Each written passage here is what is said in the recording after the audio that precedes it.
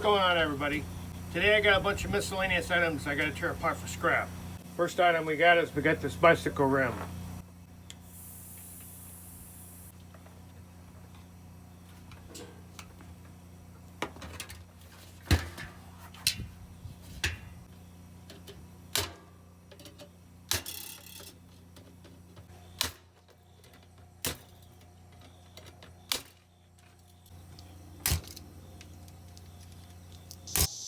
Some of the miscellaneous scrap takes a lot of time.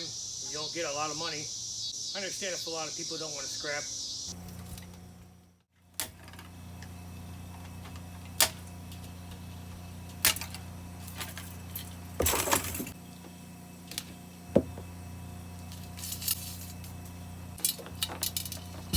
Here's what we recovered from the bicycle wheel. 3 pounds of steel. Almost 1 pound of aluminum.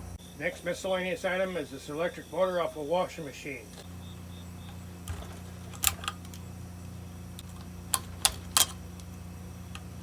If you're having a hard time making ends meet and you need a little extra money, you have scrapping that you can fall back on.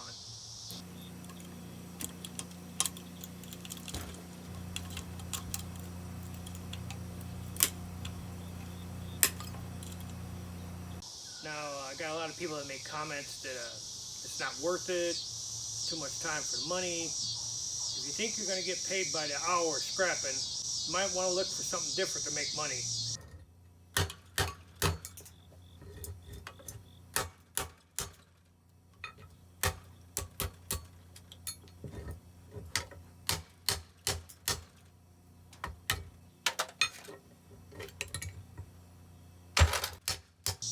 Scrapping doesn't pay by the hour. Scrapping pays by according to how smart you are at selling it.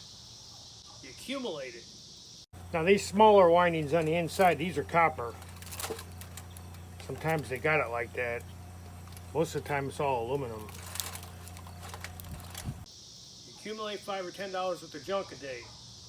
You do it every day for a month, 2 months, a year. If you accumulate $10 worth of junk a day for a year, you're going to have almost $4,000 worth of junk.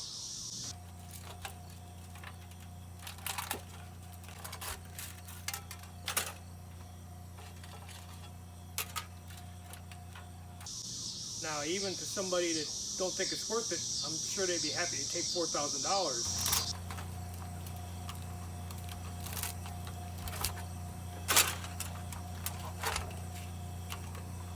You know, go out, spend an hour a day cleaning up junk, 2 hours, 15 minutes, whatever. Set your goal. You know, if you want an extra $1,000, go clean up scrap for 10 or 15 minutes every day of the year. By the end of the year, and have $1,000 worth of junk. I don't care how low the price is. Myself personally, I clean it up every day, $10 or $20 worth. Try to help the people out understand you're not going to get rich from scrapping. If you're going to get rich, everybody be doing it. Scrapping is for people that are lower income and they need the extra money to pay their bills. You know, I mean, sure, people with money can do it, but most of the time it's not desirable to them because it takes too much labor. You're not going to get paid $30, $40 an hour for scrapping. Now, if you got a lot of copper and you get your hands on copper, you can make $20, $25 an hour depending on how fast you are tearing it apart. You're not going to find copper everywhere. You're going to find more aluminum and steel. So if you have the means to collect it and put it up, I say put it up and tear a little bit apart every day and keep an eye on the market. If you're not for sure what the market is, check it into my channel. I'll let you know if the prices are good or not. You can check in National Ice Scrap for average scrap prices. There's plenty of places to check on the prices. Right now they're not very good. I mean, they're not bad. I used to have to sell it no matter what it was to make ends meet. I know what that is, racing against the clock trying to clean up scrap and making a little bit of money. Right now I don't have to cash it in because I got a few side jobs that are keeping things going. So I'm hanging on to it and I'm going to cash them when the price is big. If it takes a year, it takes a year. I don't care. It could take 5 years. The longer it takes, the bigger the pile of scrap that I'm going to have to bring in and more cash I'm going to make. Some of the aluminum stuff, sure, it's not worth it. It might work for $1 or $2 an hour if you want to figure it that way. I don't figure by my time by the hour when scrapping because I enjoy tearing stuff apart. I enjoy scrapping. It's my leisure time. I'm my boss. I don't have somebody tell me I have to hurry up. I take my time or I hurry, depends on what I want to do. And anyone that's scrapping, if you have that kind of mindset, you know, you're not going to get rich quick. There's no way. You save it up, keep an eye on the market.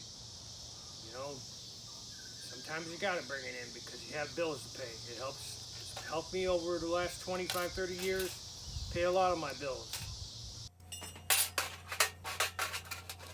This is what we recovered from the washing machine motor. Silver from contact switches. 2.5 pounds of aluminum. 13.5 pounds of steel. Almost a half a pound of copper. Small amount of brass and small amount of insulated wire. About 25 minutes teardown time on the washing machine motor. Next item down on the miscellaneous list, I got a couple of transformers out of microwaves.